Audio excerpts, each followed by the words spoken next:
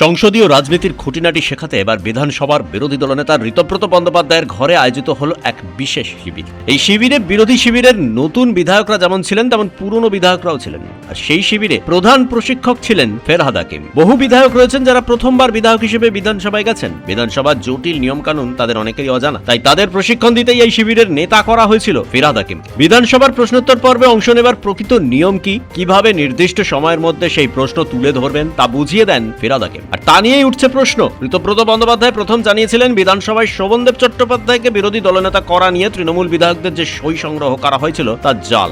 বেশিরভাগ বিধায়কই নাকি সই করেননি, সইগুলি জাল করা হয়েছিল।